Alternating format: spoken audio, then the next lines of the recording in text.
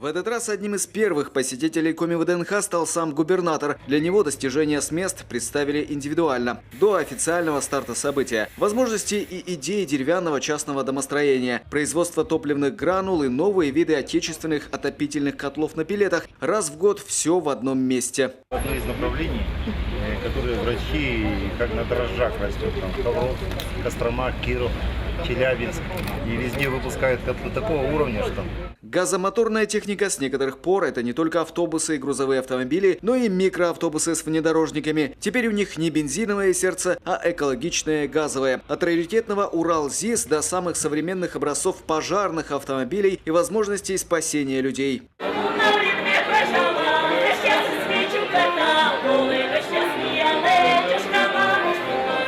Районы и города демонстрируют свою самобытность, товары и туристические возможности. В общем, всем, чем богаты. Сагдавдин поет народные песни, Ижма приглашает в хоровод, Инта продвигала северный отдых и сувениры, Сосногорск демонстрирует очертания будущего тепличного комплекса. Сегодня здесь собрались ведущие предприятия нашей республики, те, кто действительно представляет наибольший потенциал в развитии.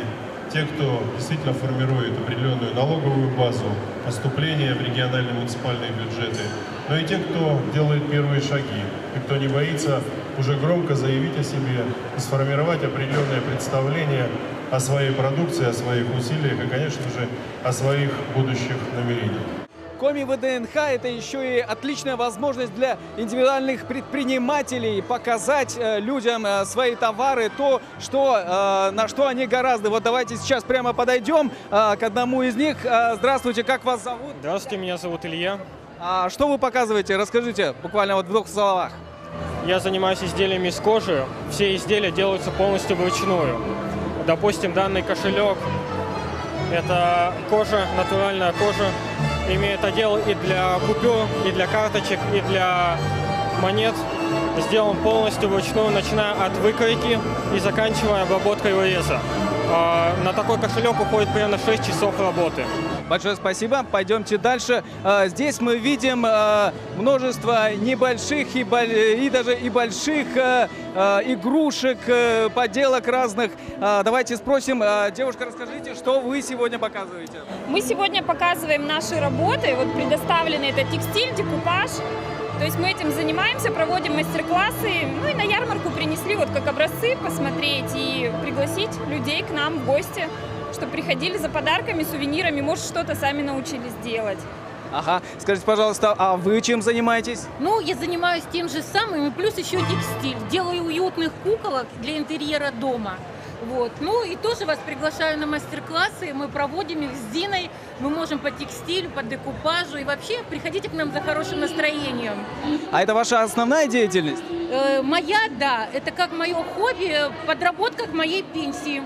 Понятно, спасибо. Пойдемте дальше. Здесь дальше у нас шикарные цветочки. Давайте спросим не менее шикарную девушку. Кто вы и с чем пришли сегодня?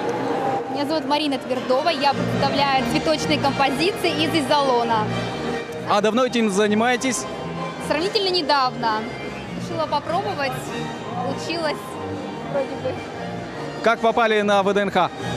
Я предложила в качестве украшения свои цветы. Меня пригласили, я решила попробовать. Очень интересно, спасибо. Здесь какие-то небольшие игрушки, я смотрю, некоторые, наверное, даже можно купить детям.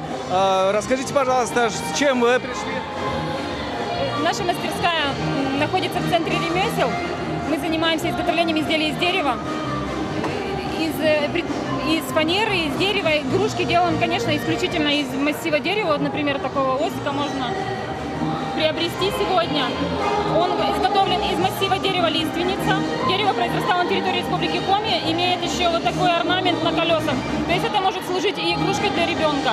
Отлично, большое спасибо. Ну что ж, предприниматели прямо сейчас нам сказали, что люди подходят, приобретают, и это, наверное, самое главное, что ВДНХ дает такую возможность продвижения для наших бизнесменов. На ВДНХ в одном вальсе закружились и крупные промышленники, и производители продуктов питания, а учреждения здравоохранения предложили каждому проверить свое здоровье. У палатки Центра медицины катастрофы вовсе развернулись курсы по непрямому массажу сердца, причем все действия фиксировали чувствительные приборы, сразу отвечая, насколько правильно выполнена реанимация и спасен ли пострадавший. Это кардиопомпа, которая позволяет делать непрямой массаж сердца, не прикасаясь к пациенту, то есть используя только механическое средство и не используя свои руки, которые могут быть потрачены на другие мероприятия, например, на пункцию вены, на катетеризацию сосудов, на интубацию трахеи, и в таком состоянии транспортируя пациента до ближайшей больницы, либо до кардиоцентра, либо для другого стационара. На выставке достижений работал и наш телеканал. Пока мы снимали этот сюжет, мои коллеги рассказывали о работе 3-го коми ВДНХ в прямом эфире. Отметил этот момент и глава. Я очень рад, что сегодня нашу выставку, ее работу, деятельность предприятий освещает наша телекомпания «Юрган», которая совершенно недавно стала действительно одним из крупнейших телеканалов нашей России. Ее аудитория расширилась и просто в разы, на несколько порядков. И если несколько лет назад мы могли это все показать только жителям республики, то сегодня мы это показываем жителям фактически всей нашей страны, от Калининграда до бескрайних ее просторов. Константин Куратов, Алексей Паршуков, телеканал «Юрган», Сыктывкар.